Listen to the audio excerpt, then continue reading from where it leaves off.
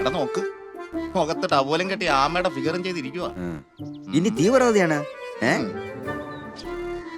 ആരാ ചോദിച്ചു കേട്ടില്ലേ ആരാന്ന്? I am Harikrishnan. I am also Harikrishnan. I call him Hari, he call me Krishnan. Together we are Harikrishnans from association. ഓ advocates ആണോ? അല്ല, ബ്രോക്കേഴ്സാ. മനസ്സിലായില്ല. അല്ല, ഞങ്ങളുടെ നാട്ടിലെ മെയിൻ ബ്രോക്കേഴ്സാ. അതിന് ഞാനെന്ത് വേണം? എന്ത് വേണോന്നാ? ഞങ്ങൾ അറിയാതെ ഇവിടെ ഒരു കച്ചവടവും നടക്കൂല. ഞങ്ങൾ അതിന് സമ്മതിക്കാറില്ല. അങ്ങനെയുള്ള ഞങ്ങൾ ഇവിടെ ഉള്ളപ്പോ തന്നെ ആരിവിടെ കൊണ്ടുവന്നു? എന്തിനൂടെ കൊണ്ടുവന്നു? അതിന് അയാൾക്ക് എത്ര കമ്മീഷൻ കിട്ടി? അതറിയാതെ ഈ ഹരീഷൻസ് ഇവിടുന്ന് പോവൂല. അതിന് നിങ്ങളല്ലല്ലോ എനിക്ക് ഈ വീട് എടുത്തു തന്നത്. പിന്നെ ഞാനെന്തിനാ നിങ്ങൾക്ക് കമ്മീഷൻ തരണം? അല്ല, അതൊരു നോക്കുകൂലായിട്ട് കണ്ടാ മതി. അത് ഈ നോക്കൂലി ഒന്നും ചോദിക്കാൻ പാടില്ലെന്നല്ലേ പാർട്ടി പറഞ്ഞേക്കുന്നത്? അല്ല, ഈ നോക്കൂലി ചോദിക്കാൻ പാടില്ല എന്നല്ലേ പറഞ്ഞിട്ടുള്ളൂ, വാങ്ങിക്കാൻ പാടില്ല എന്ന് ഒരു പാർട്ടിയും പറഞ്ഞിട്ടില്ലല്ലോ. അതാണ് ചേട്ടാ, ഈ നോക്കൂലിയും തരാൻ എന്റെ കൈ കാശില്ല. ഞാൻ ഈ വീട് വൃത്തിയാക്കാൻ ഒരാളെ കിട്ടുമോ നോക്കിയിരിക്കായിരുന്നു. ഈ വീട് മൊത്തം വൃത്തിയാക്കി തരാമെങ്കിൽ ഞാൻ നിങ്ങൾക്ക് ചോദിക്കുന്ന കാശ് തരാം.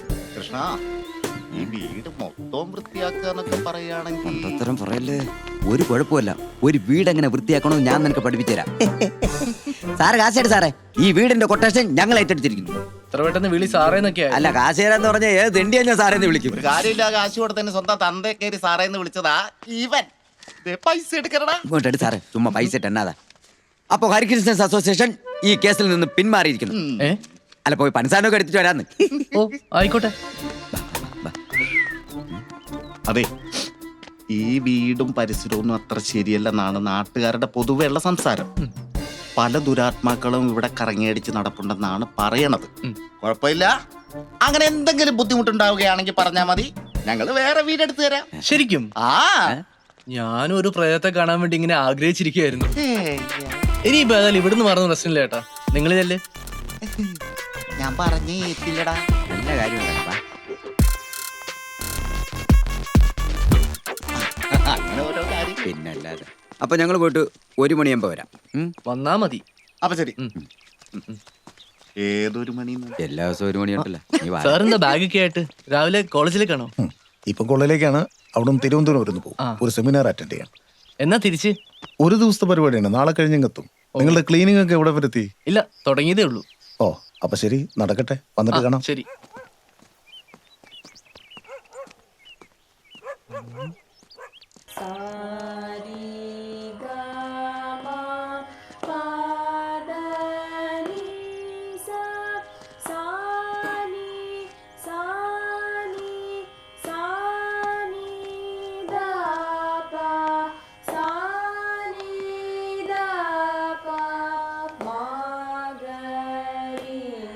എന്താ?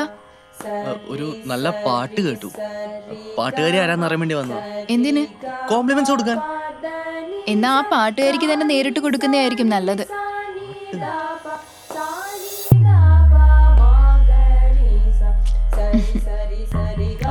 എന്നാ ഞാൻ ചെല്ലട്ടെ, വീട് ക്ലീൻ ചെയ്യാനുണ്ട്. ഓ, അങ്ങനെ ആയിക്കോട്ടെ. എന്താ? ഞാൻ ഇന്ദ്രൻ, ഔട്ട് ഹൗസിൽ പുതിയതായിട്ട് താമസിക്കാൻ വന്ന. അല്ല, ഇന്നലെ പരിചയപ്പെടാൻ പറ്റിയില്ല. അതുകൊണ്ട്? അതുകൊണ്ടൊന്നുമില്ല, ചുമ്മാ പരിചയപ്പെട്ടോളാന്ന് വിചാരിച്ചു.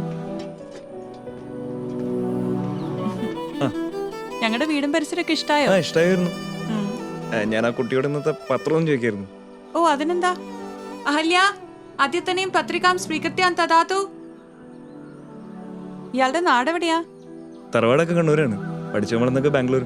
ആ ഫാമിലിയൊക്കെയോ? അച്ഛനും അമ്മയൊക്കെ ചെറുപ്പത്തിലേ മരിച്ചു. ഓ, ഇപ്പോ നാട്ടിലെങ്ങനെ പറയത്തൊക്കെ ബന്ധുക്കളാരും ഇല്ല. അപ്പൊ കല്യാണം കഴിഞ്ഞിട്ടില്ല, പറ്റിയൊരാളെ കണ്ടുപിടിക്കണം.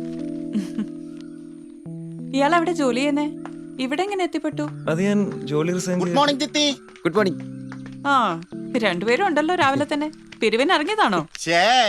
ഞങ്ങൾക്ക് ചിത്തിയുടെ കയ്യിൽ നിന്ന് ഒരു സ്പെഷ്യൽ കോഫി കുടിക്കണം, പിന്നെ മ്യൂസിക് ഡയറക്ടറെ കാണണം, കമ്മീഷൻ വാങ്ങണം, അങ്ങനെ ഓരോരോ കാര്യങ്ങൾ. എന്നോട് തന്നെ വേണോ ഈ സോപ്പ്? ഒരിക്കലും കുളിക്കാത്ത എവന്റെ എവിടെ നിന്ന് ചിത്തിയ സോപ്പ്? പിന്നെ ചിത്തി ഉണ്ടാക്കുന്ന ഇഡ്ഡലിയുടെ ചമ്മന്തിയുടെ ഒക്കെ ടേസ്റ്റ് ഇടയ്ക്കിടയ്ക്ക് അവൻ പറഞ്ഞു വെള്ളം ഇറക്കാറുണ്ട്. ഇനിയിപ്പോ ആ വെള്ളം ഇറക്കി വെക്കുന്നതായിരിക്കും നല്ലത്. ഇന്ന് ഇവിടെ എല്ലാവർക്കും വ്രതവാ. പൊക്കി അടിച്ച വേസ്റ്റായി. അല്ല, നിങ്ങളീ പറഞ്ഞ മ്യൂസിക് ഡയറക്ടർ ആരാ? ചിട്ടിയുടെ മുമ്പിൽ നിൽക്കല്ലേ ഉം. ഇതാരെന്നാ വിചാരം ഭാവിയിലെ ഇളയരാജയാണ്. നീ ആവശ്യമില്ല ആ പുള്ളിയുടെ പേരൊന്നും പറയല്ലേ. അവസാനം ആ പുള്ളി അതിന് റോയൽറ്റി ചോദിക്കും.